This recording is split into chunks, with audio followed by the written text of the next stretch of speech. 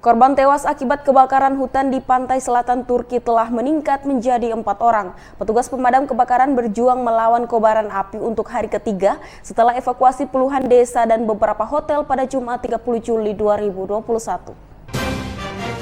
Dikutip dari republika.co.id, korban tewas akibat kebakaran hutan di pantai selatan Turki telah meningkat menjadi 4 orang. Petugas pemadam kebakaran berjuang melawan kobaran api untuk hari ketiga setelah evakuasi puluhan desa dan beberapa hotel pada Jumat 30 Juli 2021. Menteri Kehutanan Turki Bekir Pakdemirli mengatakan kebakaran berkobar di 6 provinsi. Pejabat berjanji akan mencari pemicu kebakaran untuk bertanggung jawab atas kebakaran tersebut. Desa-desa dan beberapa hotel telah dievakuasi di kawasan wisata dan tayangan televisi menunjukkan orang-orang melarikan diri melintas ladang saat kebakaran melanda rumah. Pakdemirli mengatakan kebakaran masih berkobar di kawasan Resor Mediterania Anatolia dan Provinsi Resor Aegean Mugla. Petugas pemadam kebakaran di darat dan di helikopter memerangi kobaran api yang menewaskan 3 orang di Nafgat, 75 km Antalya. Menteri Urbanisasi Murat Kurum mengatakan 27 lingkungan dievakuasi di sana. Terdapat 1 orang ditemukan meninggal di daerah Marmaris Mugla, 290 km sebelah barat Manavgat pada Kamis 29 Juli 2021. Pakdemirli menyatakan kebakaran berlanjut di Marmaris tetapi daerah pemukiman tidak berisiko. Presiden Turki Recep Tayyip Erdogan menyatakan lebih dari 70 titik kebakaran hutan telah terjadi pekan ini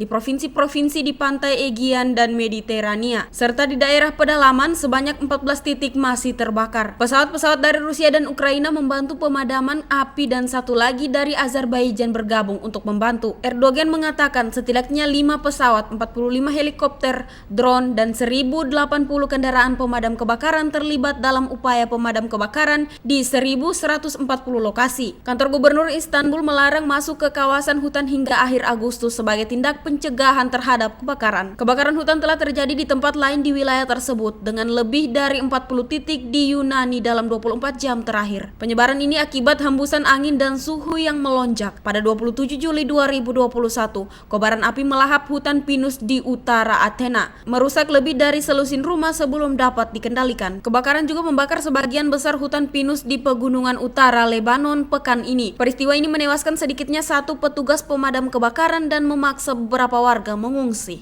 IPW meminta Bareskrim Polri mengambil alih kasus sumbangan hibah dana 2 triliun dari keluarga Akiditio yang membuat geger. IPW turut mendesak Polri agar memeriksa Kapolda Sumatera Selatan Irjen Eko Indraheri.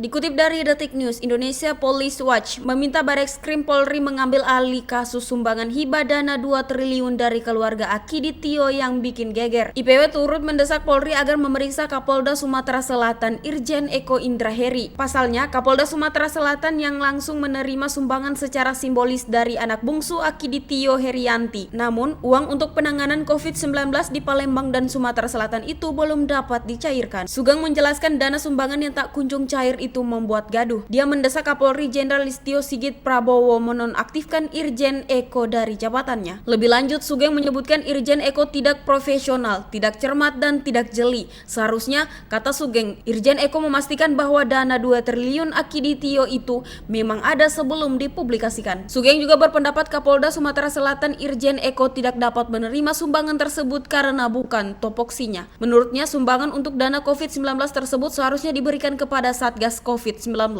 Sementara itu, Sugeng juga mengkritik penetapan tersangka Herianti yang secara tiba-tiba diralat. Dia khawatir dana sumbangan sebesar 2 triliun itu hanyalah sebuah prank. Sebelumnya di Rentel Kapolda Sumatera Selatan Kombes Ratno Kuncoro menyebut anak Akiditio Herianti telah menjadi tersangka terkait sumbangan 2 triliun. Kabid Humas Polda Sumatera Selatan Kombes Supriyadi kemudian menyampaikan pernyataan yang berbeda. Dia kemudian menjelaskan keperluan Herianti datang ke Polda Sumatera Selatan. Menurutnya Herianti datang untuk menjelaskan soal bilet giro terkait pencairan dana 2 triliun tersebut. Dia mengatakan Polda Sumatera Selatan mengundang Herianti untuk memberi penjelasan. Dia mengatakan tak ada penangkapan terhadap anak Akiditio. Tim Liputan Sian TV mengabarkan.